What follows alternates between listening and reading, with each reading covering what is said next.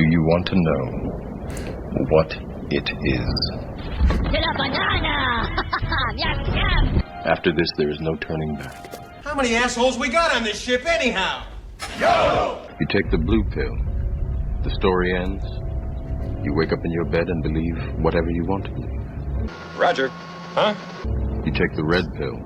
You stay in Wonderland. And I show you how deep the rabbit hole goes. Oh, excellent. We'll take this one. Remember, all I'm offering is the truth, nothing more. Hasta la vista, baby.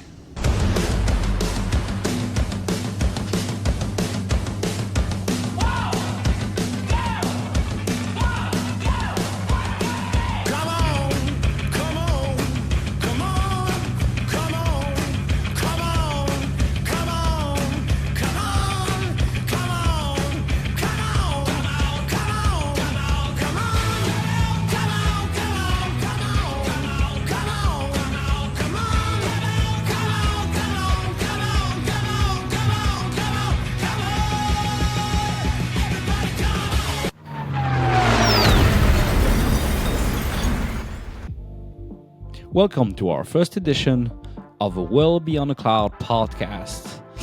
Nice to have you. Thank you everyone to come. It's going to be fun. This is our first edition. We will do a little program and will be joining us CTO Steve Glaiser, who will be your co-host. So today I would like to introduce you what we're gonna have on our program. First, we're going to have a little introduction of ourselves, doing questions, and we'll be exchanging. Then we will go on right beyond to our subject. It's technology that evolved from the 80s to today and to use the cloud from today. And then we'll be able to talk about the news. So let's jump right into it. And thank you for listening.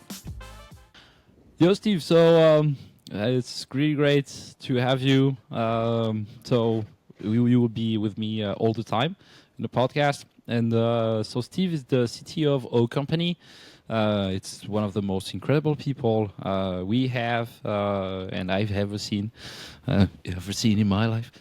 We're gonna do a sort of questioning between each other that you really go deep into and why we've been on it, why we've been creating and working in O Company, why we want to change the actual industry and give back privacy to the people and for you to know. So Steve, we go one question one by one, like we do for feedback, so it'll be cool. So you remember when the first time we met together? What was when we met? What was the first thing you were liking it about what we were doing? It's just easy when we were talking about everything that the technology was going to become and what we were trying to change. And and you're going to have to tell the story at some point. You don't have to tell it today, but you should tell it sometime, which is the expert story. The really, really, really rich expert who goes out and meets the sheep herder, that guy. That's the one that, if anybody knows the sheep herder one and the expert, then you'll know what we're talking about. You should be chuckling at the same time. But we have the same opinion that there's always tons of experts. We're just opinionated people. We're not experts. We just know what we like and we know what we want to build. And that was the best part, was both of us felt the same way. We also felt the same way about some of the technological changes and the fact that there aren't any. And I've been here in tech since the 80s in multiple sort of roles, mostly all management and directors of groups and global quality and things like that. And to see the changes that aren't happening, the changes that were happening were fast and furious and lots of them. Being around when Nextcube was coming out, and then Jobs built the next slab and then basically held Apple hostage and said, okay, you're going to use Mach now that I'm coming back to Apple. Just seeing things like that, I think between the two of us, we just want to make changes and we want to make it better for others and just make a really nice product, like a pretty product. It should just be something that you want to wear, not something that you have to wear or you feel obligated to wear, or you're just tracking your health. Like, okay, you can get a health tracker all you want, right? And that was just good between the two of us. And I remember the first time. I really love what you do because you've been in the Air Force doing really cool stuff. So you really know about what we're talking about. You're not just being in those companies and so on. It was really cool the first day we've met. You've been doing like really fun stuff, and you have touched so many companies around, and it was really impressive because most people, they think they know about security, but they have no freaking clue about it. When you see that some of them are in a black hat and it's a chief marketing, okay, you have no freaking clue of what you're talking about. Yeah, as a corporate level, yes, but as a real, what you know about real technologies, nothing compares to what you've been doing. So, well, and a lot of people do the tech and they don't do the product. And the other thing that the two of us were clear on was actually creating a product and the focus was a brand. And that was the idea, was that everyone should want to like experience our products because that's what we want to do. We actually are thinking about the brand, we're thinking about the styling, we're thinking about the color, we're thinking about the structure of the product. It's not just what's inside, right? And like we had said a long time ago, you know, for us, probably our main maxim is, honey, I shrunk the server. I mean, that's literally what we've done. And we've made it, no one's going to know that it's actually a server. They shouldn't. They should just be wearing something that, you know, that they like. You know, they like it and they like what it's doing for them, and it's simple. And that's, to me, that's all about product. And most of the companies that I've been at, especially usually at startups, because you get the opportunity to influence others. So when you're in the meetings, and I spent a lot of time with product folks, like people that were in the design effort or people that were in the final development or who were in the quality phase, those were the important parts of the company to me. That's where I like to be, because that's where the product comes from. And it's those people that make it really important. And that's what we want to build as a full company where everyone has the exact same feeling, is that they're coming in and they're, a lot of people, it's kind of a cliche to say it's, you know, make a change. That's not what we're talking about. It will make change. What we're trying to do is make product, and we want everybody to like what they're making. If they don't like it, that's never any fun. It's usually kind of stressful for the person that's involved. So basically want to change the way they it have looks. the problem is they have built too many products that are just basically have no more soul compared to what we have. We will talk about it after, but we didn't have no more souls. We've lost so many stuff, not only at the technology level, but even at a corporate level. Companies are too focused in corporation and not more focusing in what we really have to focus. That's why when we've met together, I have this more business side that I have, and you have a more very technical background, that's a bit a bit like the Three Musketeers, or this binom stuff that. But then we meet in the middle, because things like Hermes and things like, you know, where there's style, there's product, there's brand. That's basically where we merge in the middle, right? It's sort of like that. We have one side of ourselves, and luckily the other side that we both share is we actually want it to look cool, or I wouldn't have a pair of Sparkos. I wouldn't have, you know what I mean? It's like you're driving a Spider, you should be wearing some shoes when you're driving the Spider, not flip-flops, right? Well, okay, I'm in California, so we wear flip-flops when we drive the Spider, because when you get out of your car, you should be wearing flip-flops because you're near the beach. But other than that... I love your car. It's so cool. The first time I went over there and you invite me to your house, thank you. It was so cool. What a car. Really. It's hard to find them. You'll mostly find the Mazdas, the MX-5s, things like that. But that was why we had decided to buy the Spider, because I wanted a Spider back again. It reminded me of my Triumph Spitfire that I had back in the 80s. And that's really what I wanted, was a true two-seater with a cockpit and a real design, where Fiat designed the cockpit and the body and left the mechanics to the mechanics. It's like the mechanics can put the thing together. We're not worried about that. We want it to feel and look and be comfortable and something you appreciate, especially when it comes to the shape. And that's where you and I, and a long time ago, which would be Orna, that as we were starting out and you were going over everything with me, both of you, both Orna and you, were going over what had already been done, it was easy for me to just fit right in because it made total sense to me. It's what I would want to do. Yeah, and I 100% agree with you. There's no more. We don't building tech. When I had this idea 11 years ago, it was really to build a company in 3 phases. One, the brand, which it's always has to be carried. A lot of people think that marketing is the most important thing, but that's not true. Branding is really the essence and the DNA of really a company. And 2, it's how is it designed? We've lost the design today in the tech industry. We don't have any product really designed. We always come down with the same stuff, like the iPhone is the same design. All the phones are now all the same. It wasn't, we will talk about it, but it wasn't like 80's and 90's where they were really creating so much shape and so much stuff around it. Yeah, you'd have your Nokia, and your Nokia was really thin, and it would be something that you'd probably see in a Spaceballs movie. You're like, what? And then all of a sudden somebody would come up with like a more flat panel, the Samsung E styles, right? And so it was so cool. And everybody was defining their brand. Yeah. You know, they were really trying to say, we want to be this, and people are going to buy ours because of this. And then others would try to grab on or glom on to that particular. And marketing has taken the product now. The companies, which I think the third thing is the technology.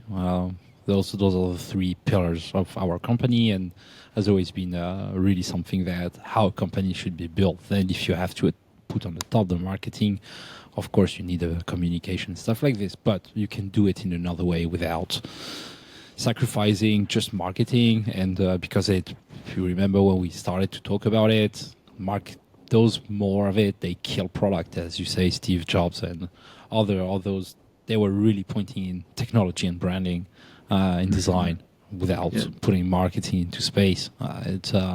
We used to always call it fit and finish, and that's what you want. You need fit and finish, or you're not going to wear that pair of shoes. You won't buy that pair of shoes if you don't like the way it fits, and the finish of the product looks horrible. Why are you buying it? Now, and I don't mean horrible because it could be a weird color or a weird fabric that you decide that's somebody's personal choice of it being horrible. That's not what we're talking about. We're talking about horrible construction. Like, it's bad, the stitching's bad, the insole's horrible, things like that. That's where that the product's horrible and it's just going to ruin your brand. Well, and that's what a lot of tech companies have done. And now everybody's a SaaS. Sorry, I almost left out the first letter. That's so cool. That's not SaaS. A product, right? That's to me. I've been in all of those. I've got the ZaaS, the PaaS, the iSaaS, the SaaS. Just go on. And then I have SaaS anyway. Everybody says I SaaS too much, but the point is, all of those are just bits. That's everything that's going on in the cloud, and the rest of us are trying to make something that's a product that you own and you'll hold in your hand. You take it out of the box, but you don't want to get rid of the box. Most of us throw the box away. We're actually going to try to create something where you're going to want to keep the box. And we have this too in common. Well, apart from the team that we will talk a bit later on, because that's it's a team game. It's not just a person or 2 people. It's really a group of people that we've integrated inside the company that has pretty the same feeling as us and same personality. But we had a lot to travel around the world. You've been placed too in Germany. I was in Asia. I've been in many countries, basically 3 continent, and I've been in business, in import exports and ton of other stuff that I was doing.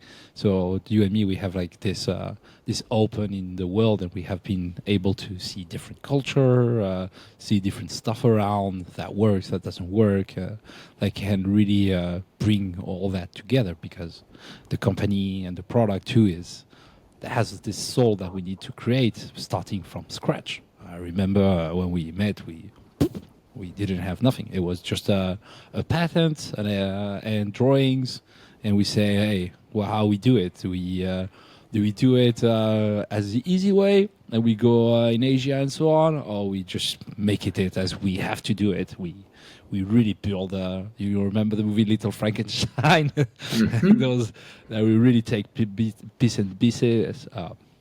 Bit and pieces. We just really create something here in the United States, which it should be like this, and it will have never been Most countries just break everything down. They prefer doing cheap outside. Yeah, but you don't control your technology, and always remember it's always important to be integrated in the country. This country has great stuff. There is great stuff outside too, but you've been like in Germany. Where was in Frankfurt? You've been In Frankfurt, I lived in and outside and around Frankfurt for 2 years. That's right. Yeah, back in the 80s when stuff was still there. The Cold War was still around. So that was so cool. and England and France, Luxembourg, Switzerland. I'd gone all the way down that way and then all the way back up. The Swiss are slower. Well, the Germans, the French and the English are quicker, but the Swiss is always was in Lugano. I remember it was very calm as well. And Asia, everything goes quick. There is so many stuff over there. It's great to go and see Asia. I think it's great to be able to have different view and different vision of it. But anything that goes up, it goes great. We just I would have one more question before we move on. But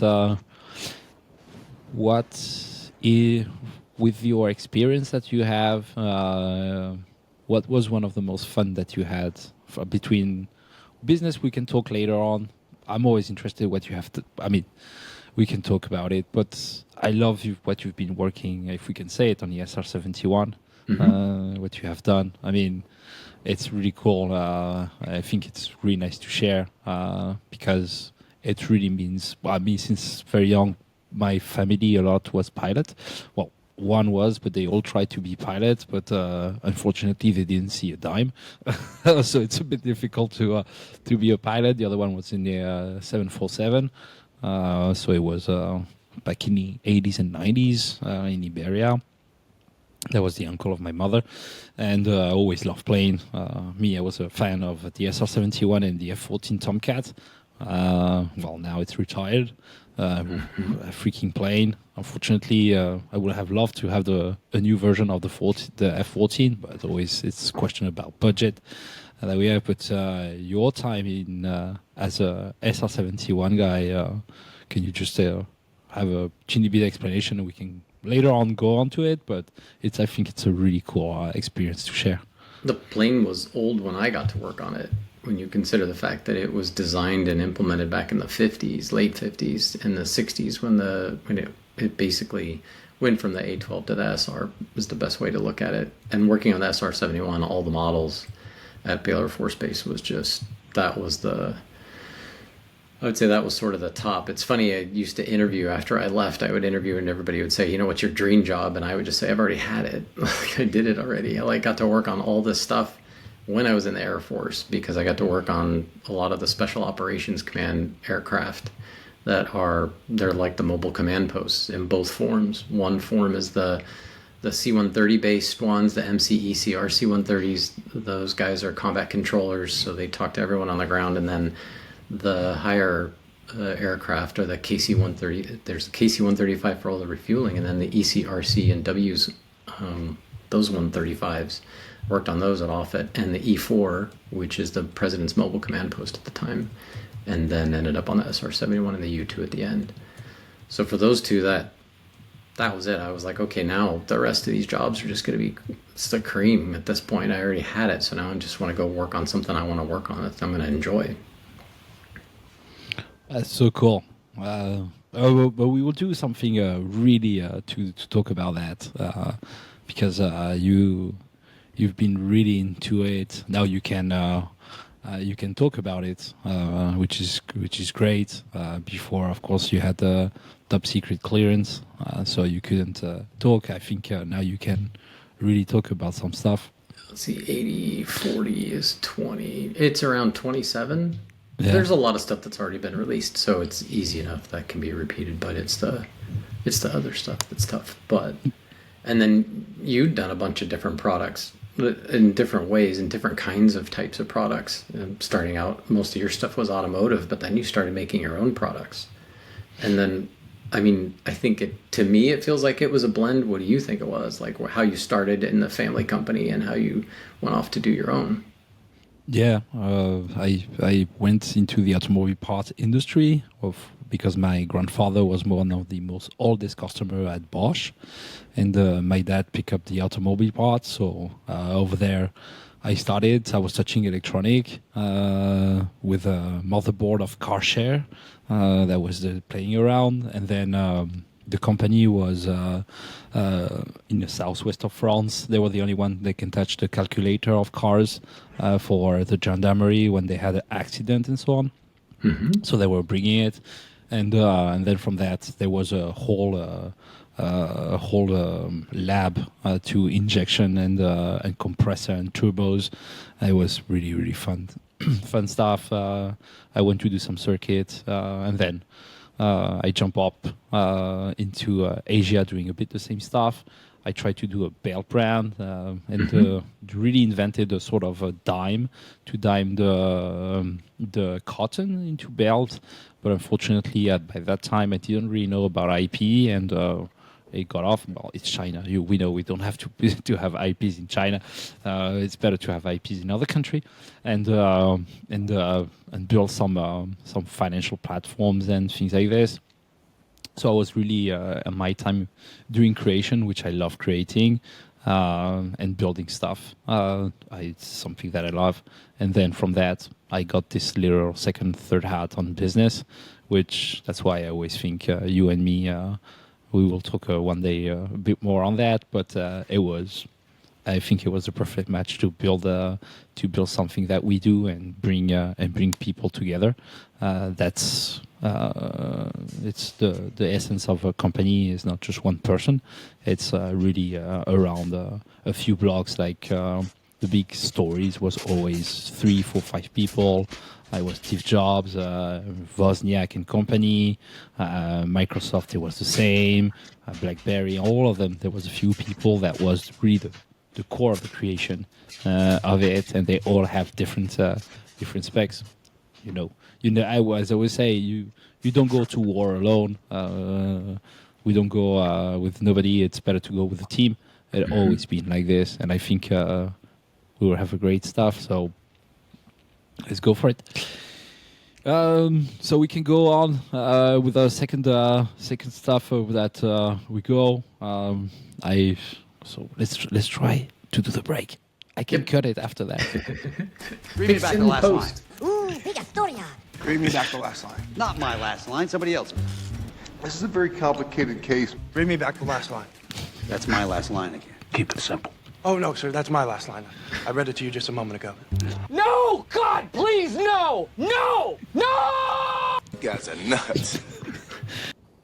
Yeah. So thanks. We skipped this subject. So Steve, remember your time in tech? You're gonna edit, right? Yeah. Because if you're gonna edit, I gotta get power. Go I'm and get serious. power. What No, I sent you- you, I gotta get power. Go. Do you have the cable? Not next to me. Go and get it. I can cut it. I can Yeah. cut.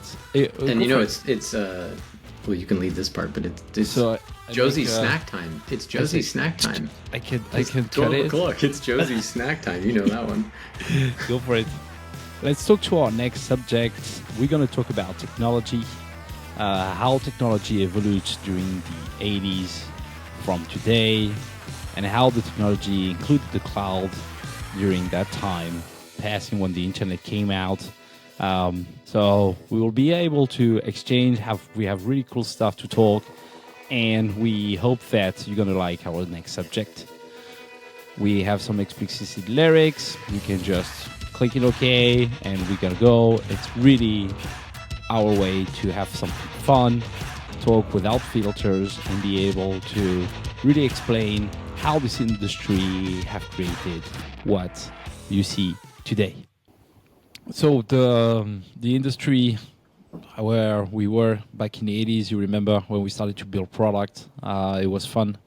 To remember those phones and those computers back in the 80s, how we saw the evolution.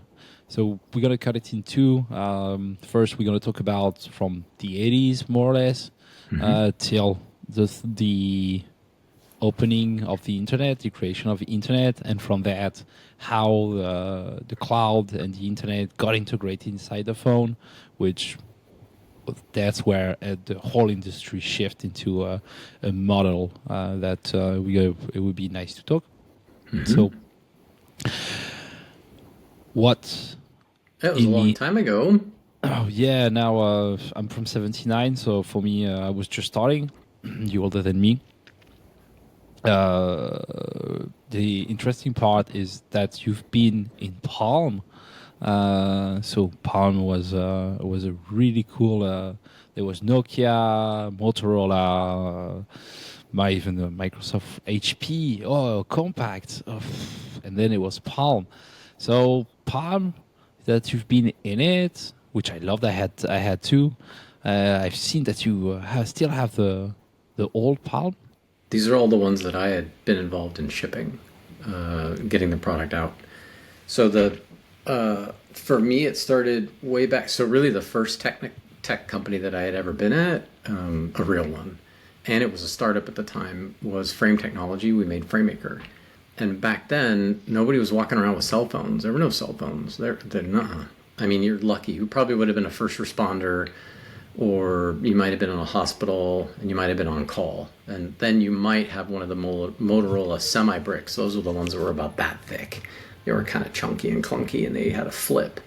And that's probably, I would say, after Frame and FrameMaker, where I worked on a lot of stuff, back then you only had 300 baud modem. I mean, there was 300 baud modem, and that was how you communicated.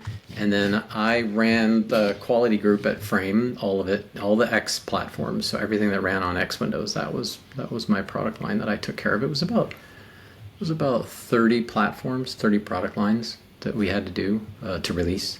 It's all on Unix. One was Xenix. That was the only one, which was SCO Computer was the only other one that we worked on. That was an oddball. But everything else was Sun Microsystems. I had a Spark at home. I had a DEC 3100 at home that was on a dial that I had to take the phone handle and stick it into the modem to get it to talk back to home. Oh yeah, that was kind of crazy. So when I was in my apartment, that's what I used to connect to the servers in the server room.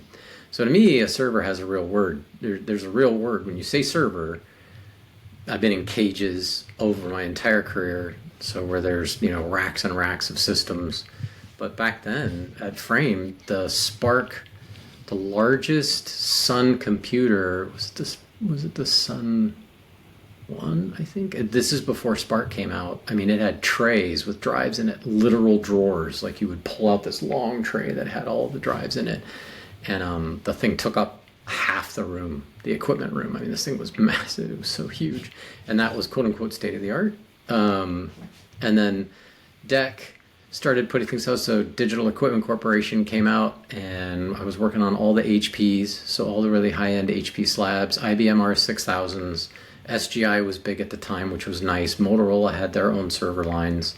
That was all in our workspace. That was my whole setup back then. So a long time ago, you just didn't have people walking around with devices other than maybe every so often somebody would have a pager, and that would be somebody that's either working they're either in the infrastructure, meaning they're somewhere where they have to be at reach and they can answer a page, right? It's like, hey, you need to go over to this server room, or hey, you need to go to this place because something's crashed or whatever. The pager. Yeah, yep. I have one. The pager was really, really fun and great. I still have mine because after Frame, I left Frame and FrameMaker. I was there for about 4 years. I released a whole bunch of versions. So for me, it was like starting out with 1.3, 1.1 and 1.3 all the way through to 4.0, and 5.0 was going to be the next one to come out of FrameMaker when I left.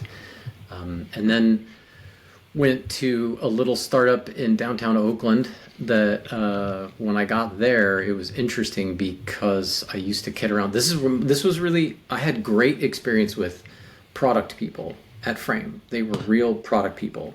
And their focus was, our tech docs team are the most important people in the company. And it was funny because I liked that, because I was like, yeah, they're the ones who are the front line. If you make a manual and you're making a product that helps people make manuals, wouldn't you put them in charge of the product line? Yes, because they're writers. So they want keyboard shortcuts. They want simplicity in the dialogue structures. They want things that they don't want it to be confusing. That to me was product development. I'm like, that's great. Talk to the people who know what they're talking about and have them influence your products. Then I went to my second startup after that was the one that we did full text paging.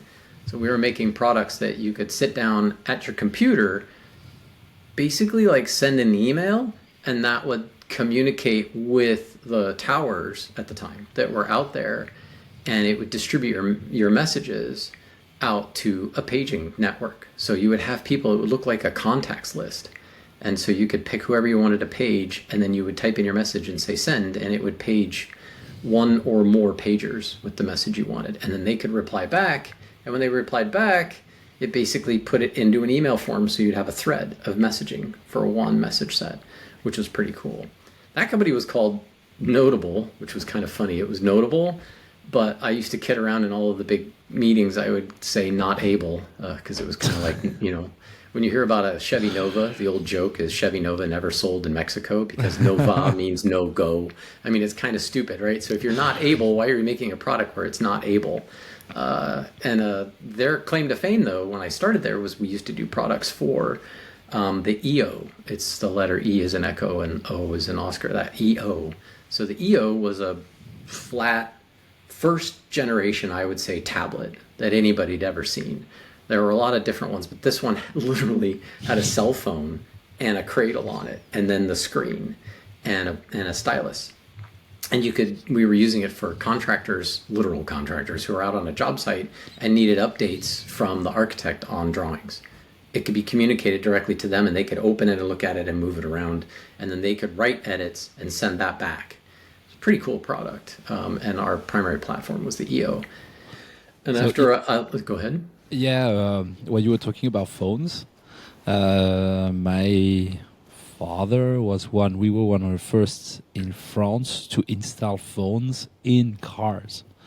So those like the ones, you had the big brick on the side, yeah. So we had this brick that they have in Wall Street, the movie, you know, so Wall Street and everything, and then Wall Street, the movie Wall Street. Yeah, you can see it. They have the big brick with the big battery, and you had the with phone. A real phone. So It had the real cord, like it had to have the curly cord. You're like, why wouldn't you make something different? But and we were doing that. It was fantastic, and then as the phone and technology evolved, everything changed back, which was pretty impressive. And personal devices, there really weren't any. I mean, it was too hard to come by. That EO was really expensive. I mean, it was not cheap. And then AT&T bought out the whole EO line, and that kind of destroyed our company, basically, because that was we did the file transfer protocol and a few other things for the EO. And that was the first time, my second startup, where I learned you've got to adapt and you have to work fast. Now, we were lucky. The VCs that we had, Seven Rosen and those guys, they came in and said, okay, guys, let's all sit in the room and let's figure out what we're going to do next. And we just had a hash session. We just talked about it. Well, I don't know. What about this? What about that? If we could do that, could we monetize it? It was pretty cool. And the VP that I worked for, I ended up at another startup that he started with the guy that was in our product group, who was leading our product group. They started their own company and brought me on as employee number 8. And that was file sharing. It was more photo sharing, which was really cool, but it was built around a community. So before e-groups ever existed, that's the only one, if anybody out there remembers it, we predated e-groups. We were way before them. And if there were groups, ours were private groups. You had to be invited to the group, not like Facebook, which you just start inviting yourself. You can't just jump in. Everywhere. You had to be invited, and the privacy was key for us. And these posters behind me are actually what cracks me up about marketing is back then, if you had an internet-based company, you had to go to the internet trade shows to share your stuff. So it's like CES for digit nerds, guys, people who code. It was for like server people who had nowhere to share their products. They had to go here. And those two posters are the two ones from 99 and 2000 when, we were taking our products down there so we could show everybody what we were up to. That's when I started to learn the interesting part about how marketing and product teams aren't necessarily of the same ilk. And it took me probably until I got to Palm, where I got back to people who were making products. Now, it just so happens that my bosses, my direct line vice president, and then the executive that ran and reported to the CEO, who also was a product guy, they were very product focused. And the nice part is that, they wanted to go from 1 device a year to 5. They were going to start making tons of these devices, and that was at Palm. So Palm had 2 flavors. There was Palm operating system, Palm OS, that was its own company, and then Palm Solutions Group, and I went to work at Solutions Group. So we did the hardware, and we did everything from the firmware up. So we did everything on that. Anybody that knows anything about hardware, we did the HAL-DAL layer, which is the hardware abstraction layer, all the way up to the device layer, and then out to the UI. Everything was our own stuff. We wrote all that code ourselves.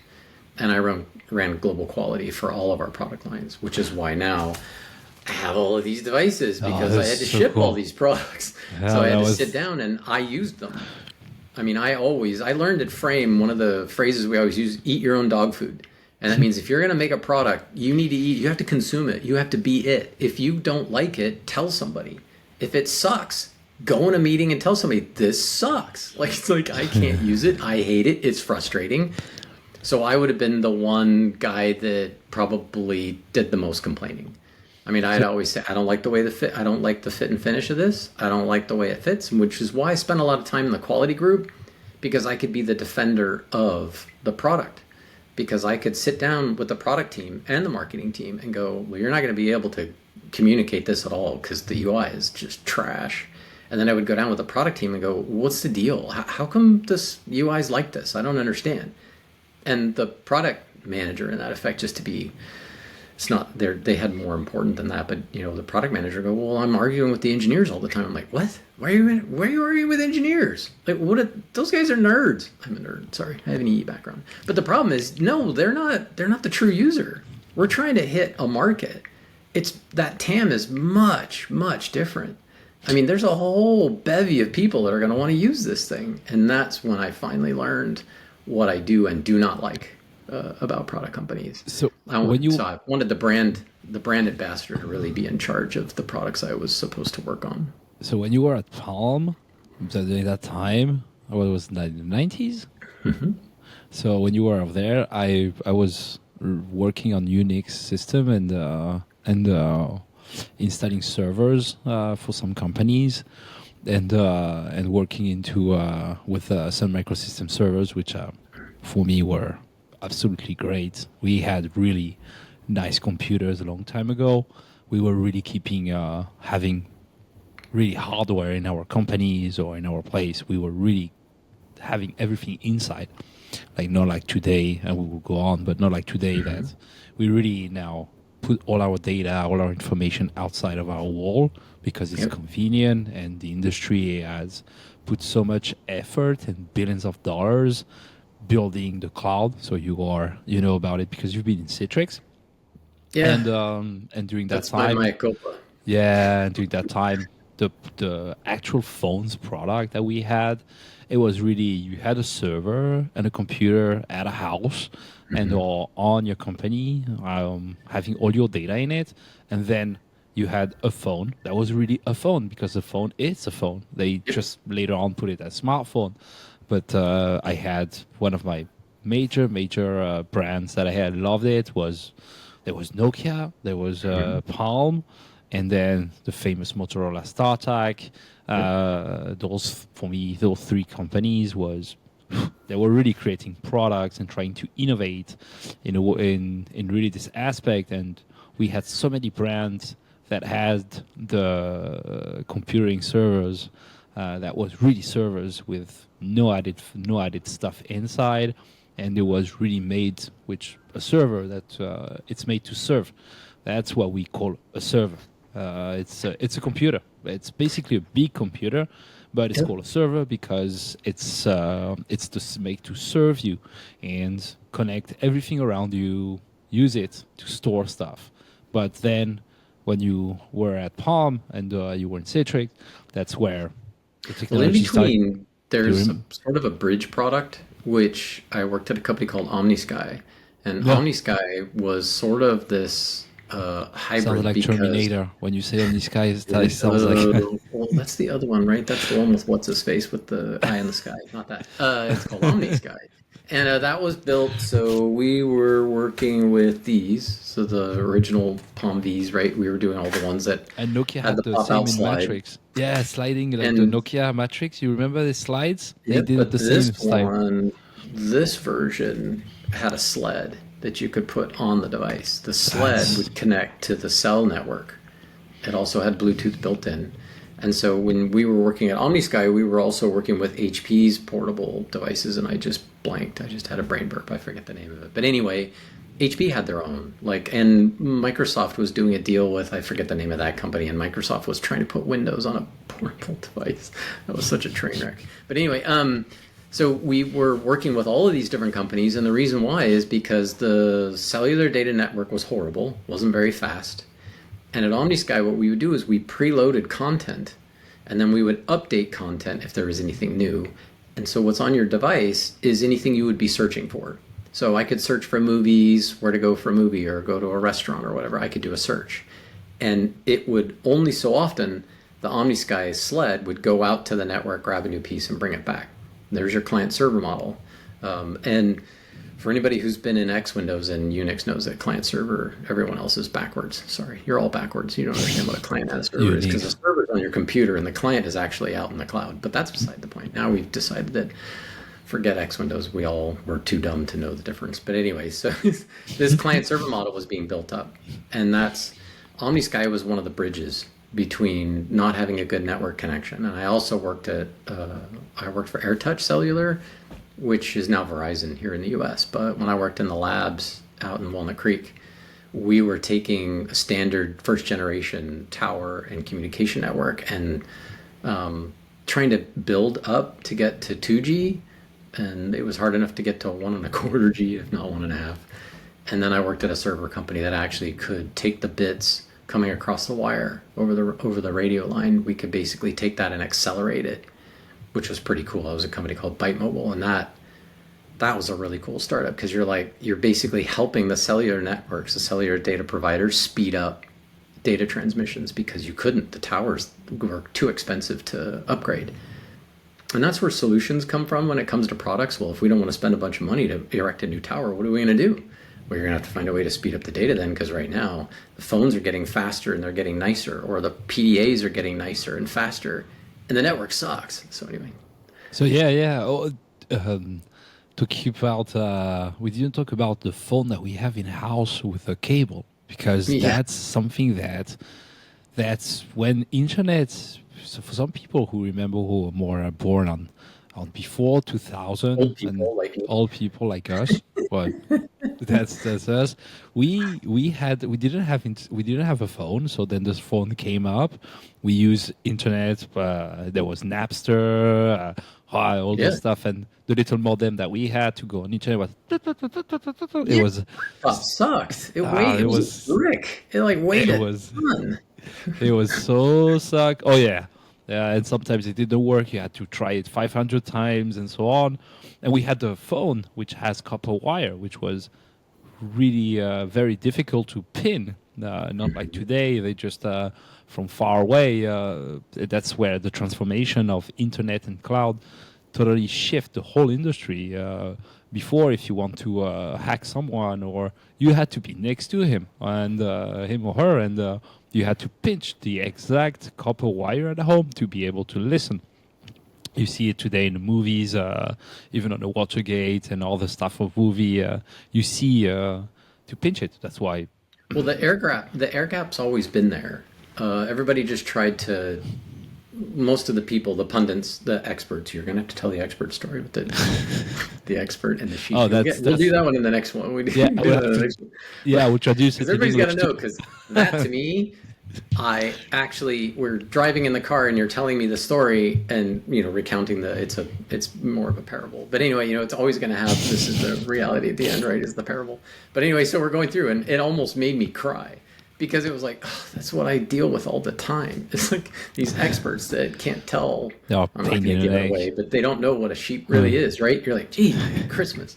So that frustration was because the air gap's always there. That's what people don't realize. The air gap is still there, or you wouldn't be hearing about N company getting hacked, quote unquote, or all the data's out there. And that to me, that the reason is because nobody can make a server portable. That's the problem. It was too big. And the reason there's a smartphone is because they couldn't put a server in that form factor. So they basically did X Windows. If they really admitted it to themselves, the bastards, we had it right because they're bastardos. The X Windows is true because what you're holding in your hand is the client. It's client server model. Well, no, what you're holding in your hand is the server because it's serving the user interface. The client is sitting out in the cloud somewhere. That's giving you because you can't carry that horsepower around with you. And that's when the internet started to shift. I mean, why it was jumping in, they were trying to speed up the networks. You couldn't have a POTS line at home. Anybody that doesn't know what POTS is, it's a copper wire.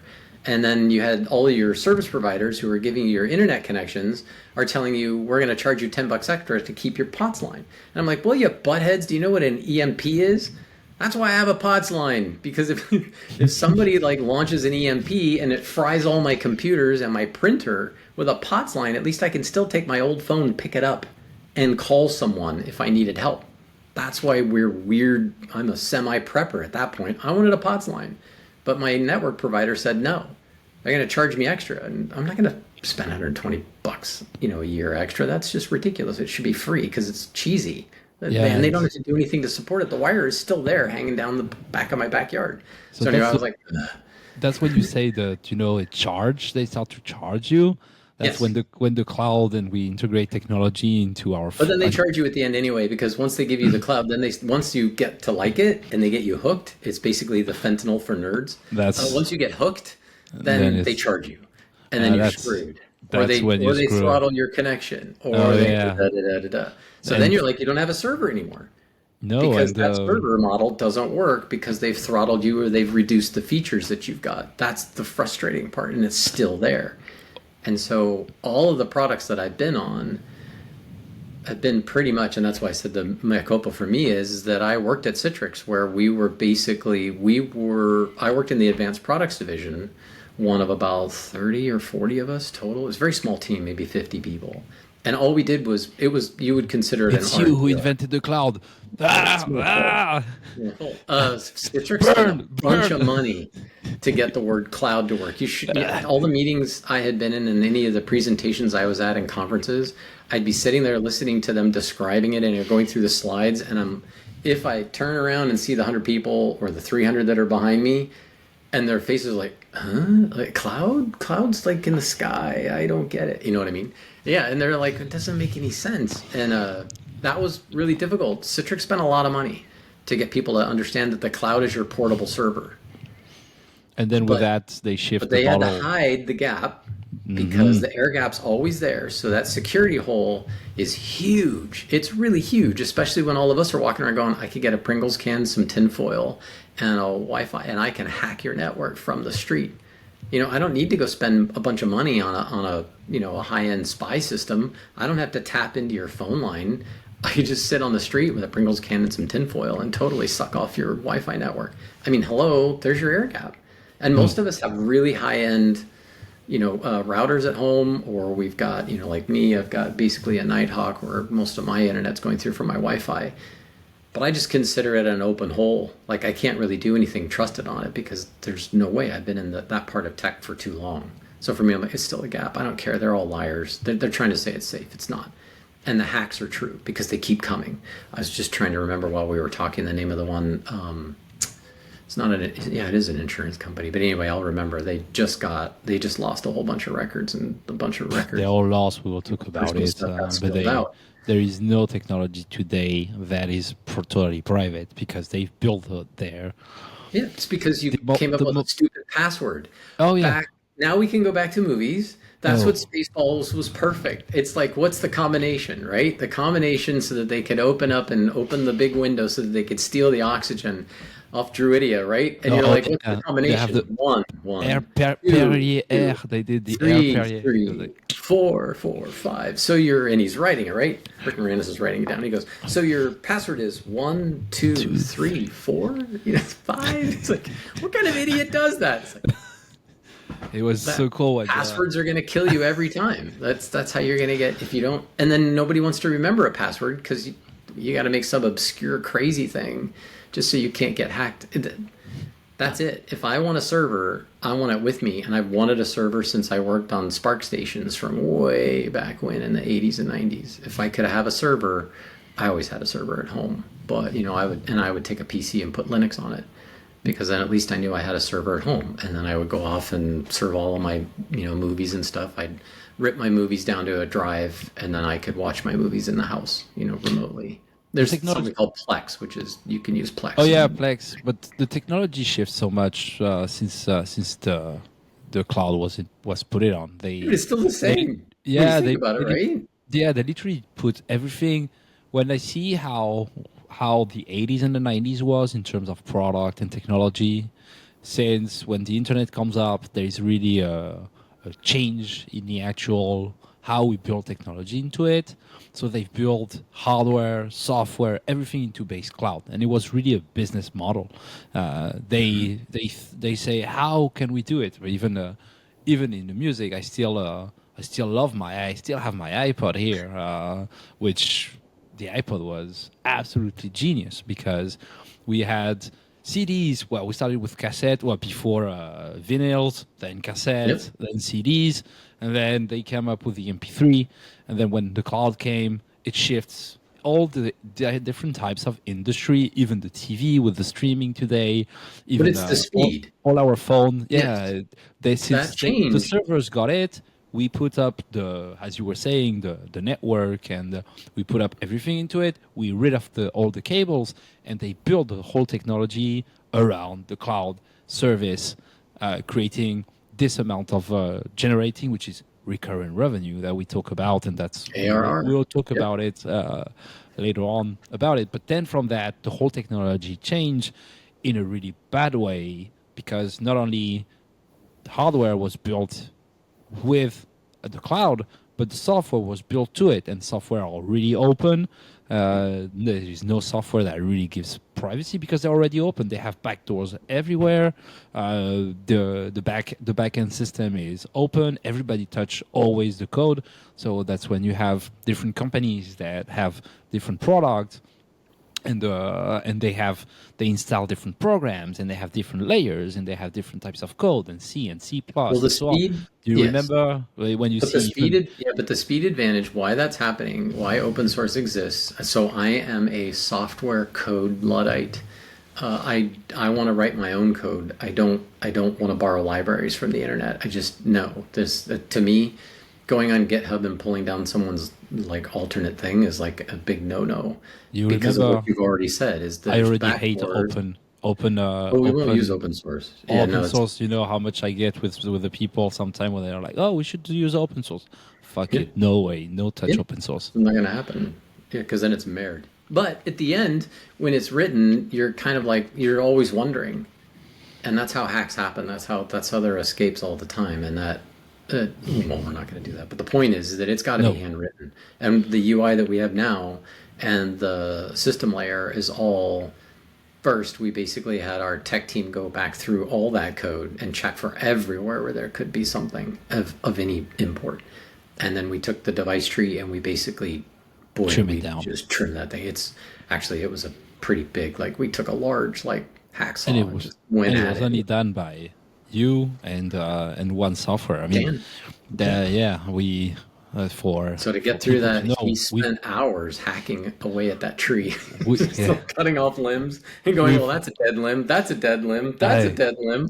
We've built the Omni server that the page will be on Monday, that you can see the demo of it and how it works. But the software has been touched by only 2 people, and we have 1 people on the firmware, but that was it. I mean, we have literally built an operating system and functionality just to show to people hardware how it works. itself. Hardware is all one person, and then basically me, and then a couple of the folks Dan, that help out. Justin. And yeah, luckily Dan's sort of multidisciplinary as well, like me. He does both software, hardware. A bit like multidisciplinary. Yeah, he can multitask for sure. But he has a lot of good experience across the board. So the best part is between Dan and Patrick and I, we could basically just talk together and go, all right, so if we're going to do this, whatever it might be, then we would hack through it. Just go, what about that? What about that? And then all of a sudden, the next morning, I've got code from Dan. He's like, oh, here, this will work. I'm like, what? Like, how did you just do that overnight? Like, did you sleep? And he had a full-time job. That's like, that kind of technology is what we need, is people that are trying to build something that's going to basically stop dealing with the air gap. And you really want your stuff, it's your personal stuff, you really want your stuff to be safe. And it should be accessible by you. Yeah, we really built something. I mean, we really built a secure product compared to, that's why there is no cloud in it. We've really been into it. And security starts with the first line of code. And the key is that that's where you get tripped up all the time. Oh yeah, if you want to build great software, you need to have great radios hardware. Are radios. You know what I mean? Radios are radios.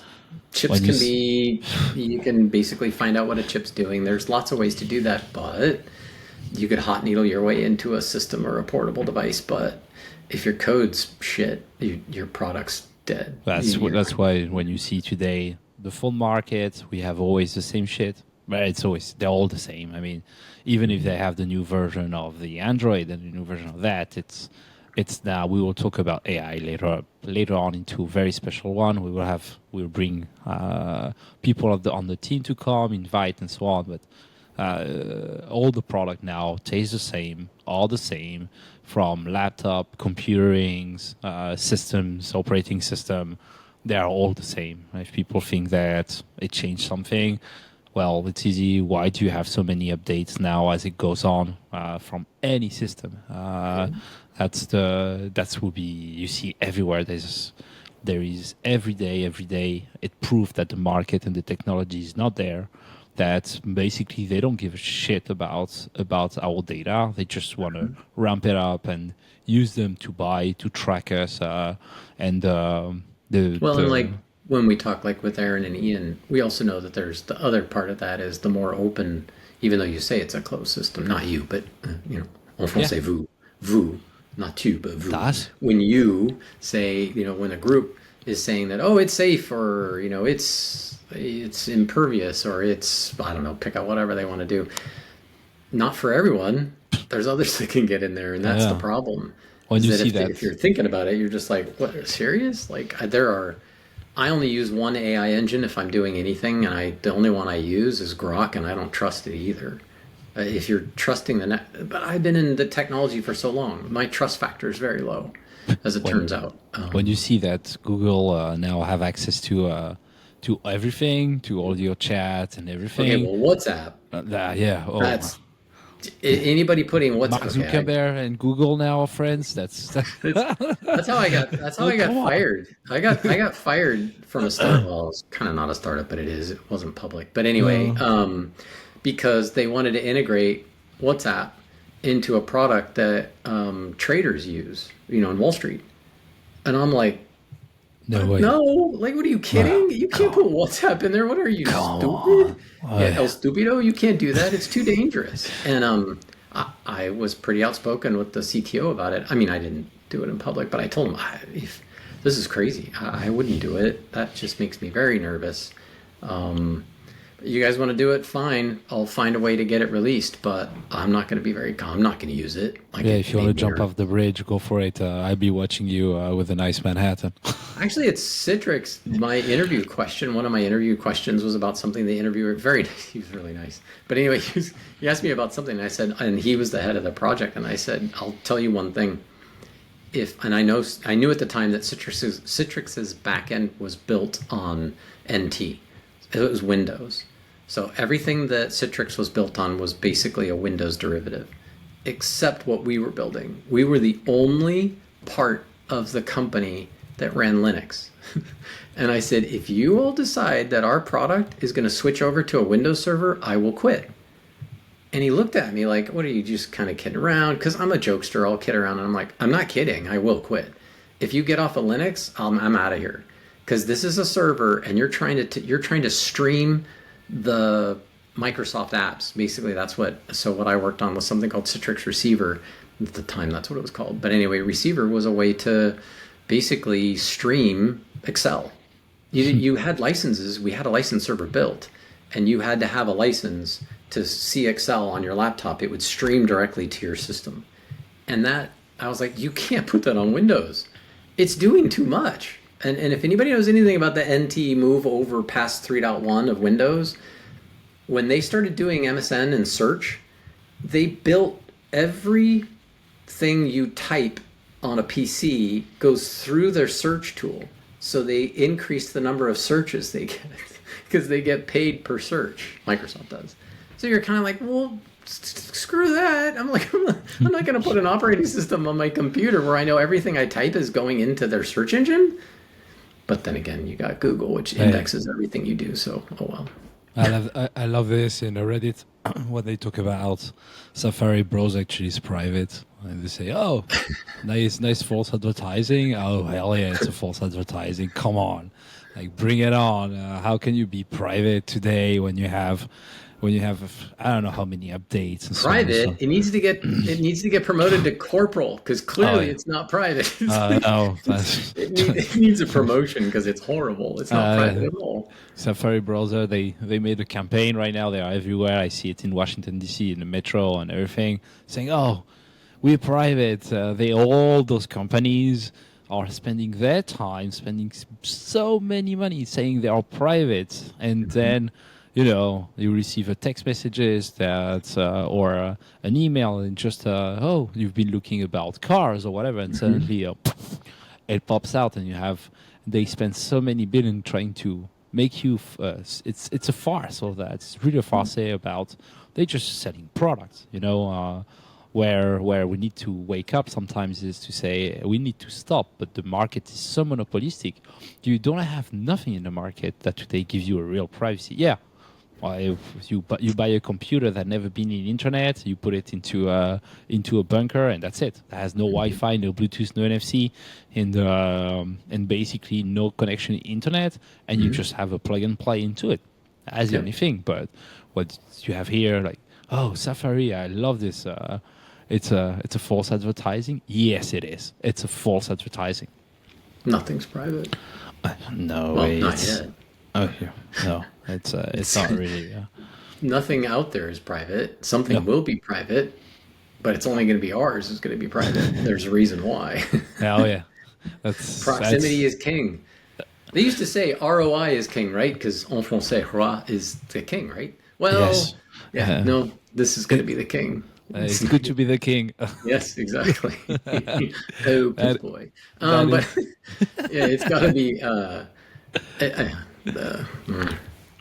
But see, that was the thing that, remember when we first talked on the phone, that's most of our conversation was 2-3 hours long, I think, when we first talked, because we were just going over the same stuff we're talking about now. So just so everybody knows, we basically effectively rewound like our first conversation, because it was the same thing. We were talking about where products started, how there's been an evolutionary disconnect with product development and brand.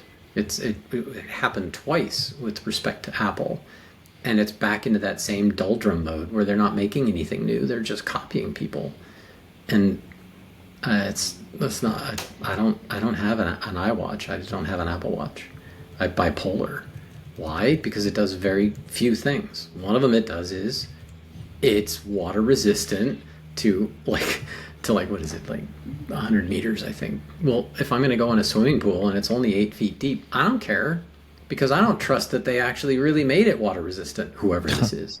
So the reason why I actually chose Polar is because triathletes use them.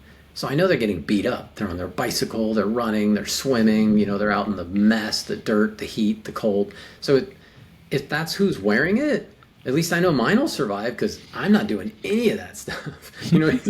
So I'm going to buy a product that I know will last, and it does. So, and it does very few things. It does, it doesn't play music.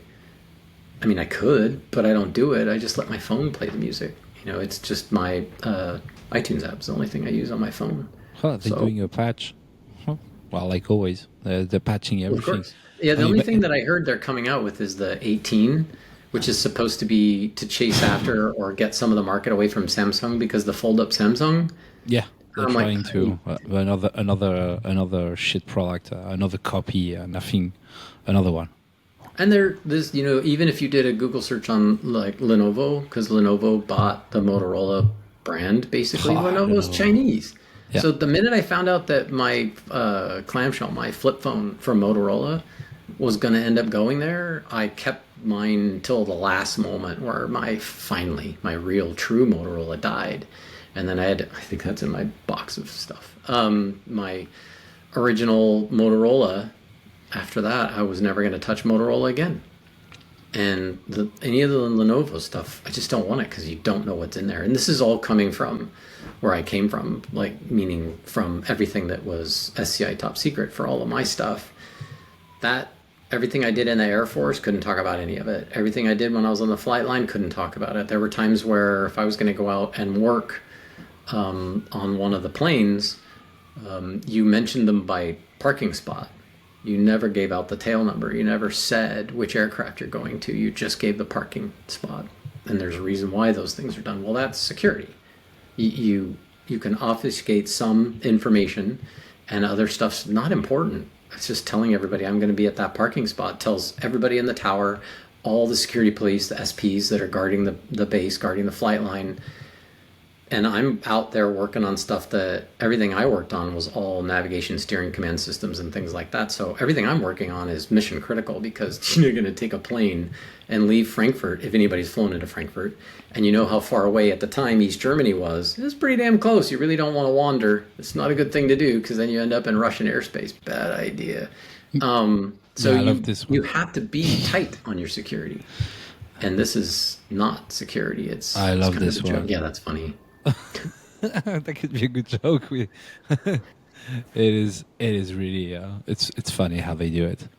And we're just going we're going old school. We always go back to what it is. We always go back to our origin, even if we don't. And things get fashion and come back. Fashion cyclic. Yes. I remember my mom one day I was trying to buy fashion stuff when I was younger, like, hey, this new stuff. I'm like, whoa. I want to throw this. No, don't throw. You see, in 5 years, it's going to come back. I'm like, in 5 years, it came back. I have an old jacket that when I was skating from Poel Peralta. And I still have the massive patch at the back. I think it's 30 years old, the jacket, and I wanted to throw that out a long time ago. And my mom took me and said, "You are crazy." But at least I didn't get large enough. I don't know, same size. It's a teeny bit bigger when I was. But don't worry, you shrink. As you get older, you shrink. So don't worry. You'll be smaller soon. You'll be able to fit back in it again. That's gonna be. That's so cool. It's true. It's all cyclic. So that's the key. Thank you. It was our first podcast. So cool to have you, Steve. We will do a weekly podcast. Always me, Guillaume Jaulerry, your host, and Steve Glaiser, our co-host. We will keep enjoying, have a really cool conversation, and I hope that everybody like it. We would love to have anybody that comes on the show. Please go on our webpage, Omni Server Podcast. If you want to join us, ask questions during our different podcasts. We will have invites and even many surprises for us to shout out loud this farce in technology. Please enjoy. Have a great week. See you next week.